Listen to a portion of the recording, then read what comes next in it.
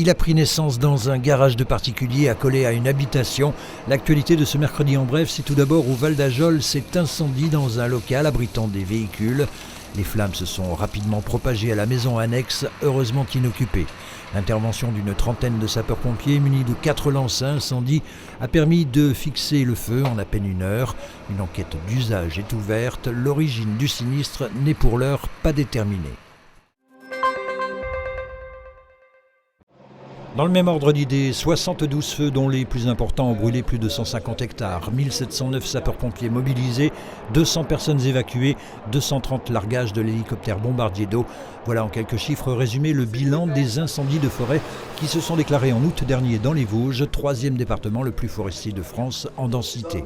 Des chiffres rappelés par le préfet ce mardi soir à Épinal lors de cette cérémonie visant à remercier l'ensemble des acteurs qui se sont coordonnés pour y faire face.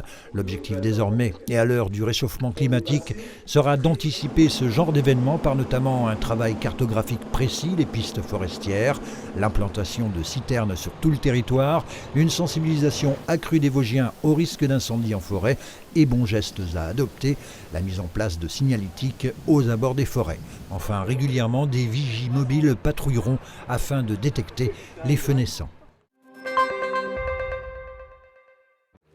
Elle est bientôt de retour pour une 7e édition. La Fête des Images investira le centre historique de la ville d'Épinal du 15 au 17 septembre avec une nouvelle fois un programme haut en couleurs, du mapping, des interventions artistiques, des expos, de la photographie, du cinéma. Un événement qui mobilisera de nombreux acteurs du monde culturel spinalien et des professionnels venus d'un peu plus loin comme les scénographes Marie-Jeanne Gauthier et Damien Fontaine ou encore le dessinateur Stan Manoukian. Le thème cette année, démons et merveilles.